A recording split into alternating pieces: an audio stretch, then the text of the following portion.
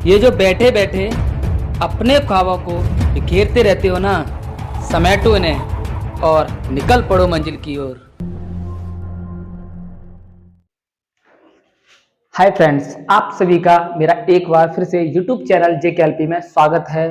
ठीक है, तो आज हमारा टॉपिक है अपवर्तन के कुछ व्यवहारिक उदाहरण। ठीक है, आज का हमारा टॉपिक क्या है? अपवर्तन के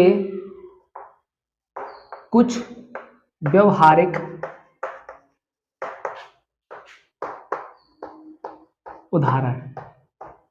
ठीक है, तो आज हम क्या समझेंगे कि अपवर्तन के कुछ व्यवहारिक उदाहरण क्या होते हैं। जैसा कि आपको अपवर्तन क्या होता है उन सब के बारे में अपनी क्लास में मैंने बता दिया है। ठीक है, तो आज हम इनके एग्जांपल्स के बारे में समझेंगे कि अपवर्तन का कुछ उदाहरण क्या होते हैं। तो जैसे फर्स्ट ऑफ ऑल आपने देखा होगा कि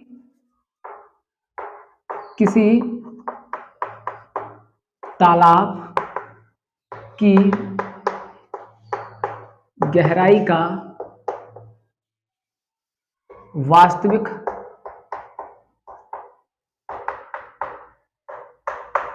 गहराई से कम दिखाई देना,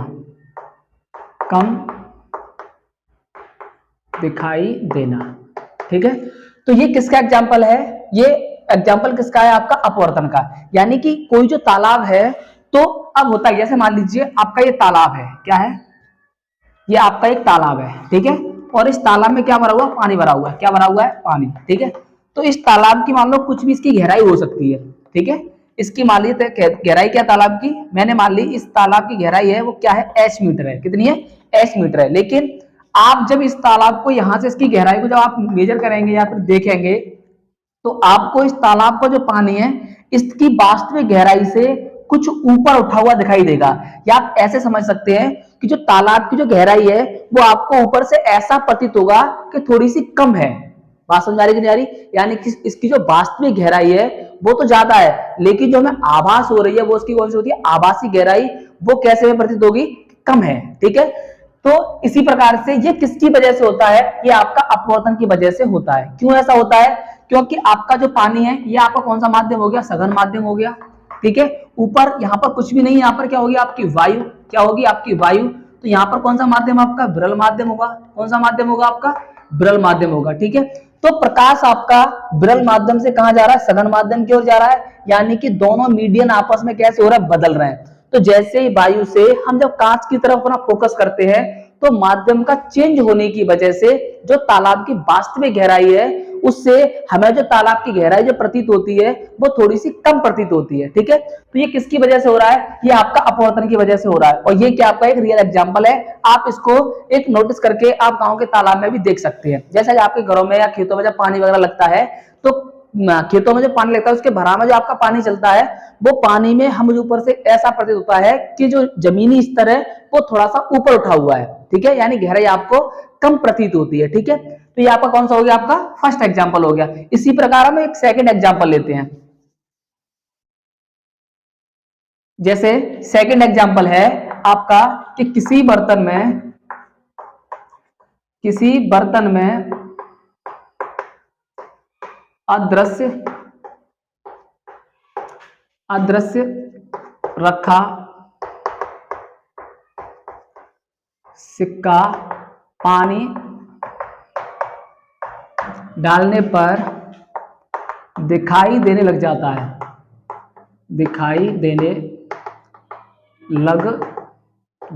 है। ठीक है, जैसा आपने कई बार देखा होगा आपके घर में कोई खाली बर्तन है। जैसे मान लीजिए ये आपके घर में भगोना है कोई, ठीक है, या कोई बाल्टी है, उसमें कोई सिक्का पड़ा हुआ है, लेकिन जब तक इसमें पानी नहीं भरा है, पानी बिल्कुल खाली है, यानी यहाँ भी वायु है और यहाँ पर भी वायु है, तो उस केस में ये आपको सिक्का बहुत कम ही नजर आता है कि सिक्का है भी या नहीं। आप एक तरीके से उसको इग्नोर कर देते हैं। ठीक है, लेकिन अगर जैसे ही आपने इसके अंदर क्या कर दिया? वाटर को फिल कर दिया। ठीक है, आपने क्या किया? इसके अंदर आपने वाटर को इस तरीके से फिल कर दिया। तो जैसे ही आप इसके अंदर पानी को फिल कर देते हैं, तो आपको अगर आप ऊपर से यहां से देखें तो आपको क्या होने लग जाता है, ये सिक्का एकदम से दिखाई देने लग जाता है। कब? After filling the water in the container, यानी किसी बर्तन में पानी भरने के बाद में आपको वो सिक्का दिखाई देने लग जाता है। समझ में आ रही कि नहीं आ रही?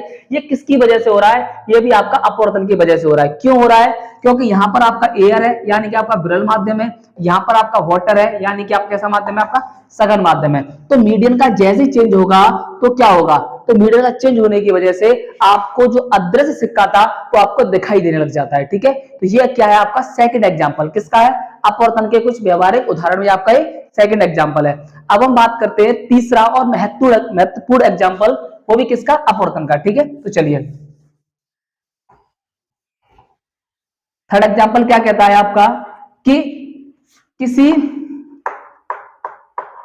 बर्तन में छड़ का मुड़ा हुआ प्रतीत होना। ठीक है, जैसे ये कोई कंटेनर है, ठीक है, इस कंटेनर में क्या है? आपने इस तरीके से पानी को डाला, सॉरी आप पानी बाद में डालते हैं, पहले ऐसा समझिए। आपने इसके अंदर क्या किया? किसी छड़ को ऐसे कर डाल दिया। ठीक है, जब किसी कंटेनर में या किसी बर्तन में, ये बर्तन है मान लीजिए, और इस बर्तन में आपने क्या किया? किसी छड़ को इस बर्तन के अंदर में डाल दिया। ठीक है, तो जैसे आपने इस बर्तन को छड़ को डालेंगे किसी बर्तन के अंदर, तो आपको सीधी दिखाई देगी। लेकिन जैसे ही आप इसके अंदर इसको पानी को फिलअप कर दें, इस तरीके से क्या कर दिया आपने?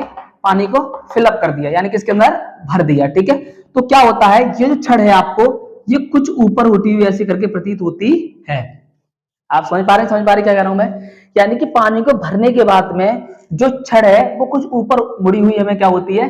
प्रतीत होती है। तो ये भी किसकी वजह से हो रहा है? ये भी आपका अपवर्तन, यानी कि अपवर्तन क्या होता है? आपका रिफ्रैक्शन की वजह से क्या हो रहा है? आपका ऐसा प्रतीत हो रहा है। किसकी वजह से हो रहा है? आपका रिफ्रैक्शन की वजह से हो रहा है। ठीक है, आप समझे? आपने यहाँ भी वायु था, यहाँ भी एयर थी, यहाँ भी एयर थी, तो उसमें सीधा दिखाई दे रहा था। जैसे ही आपने इसका मीडियम चेंज किया, यानी कि पानी को इसके अंदर क्या कर दिया? भर दिया। यहाँ पे हमने क्या भर दिया? इसके अंदर पानी को भरा। जैसे हमने इसके अंदर पानी को भरा तो छड़ में क्या हुई? ऊपर उठी हुई नजर आई। तो ये किसकी वजह से हो रहा है? ये भी आपका रिफ्रैक्शन की वजह से ही हो रहा है। तो आज आपने अपवर्तन के कुछ व्यवहारिक एग्जाम्पल के बारे में समझा और हमने एक्सप्लेन किया। ठीक है, तो आई होप आपको बहुत अच्छे से समझ में आए होंगे। ठीक है, नमस्कार।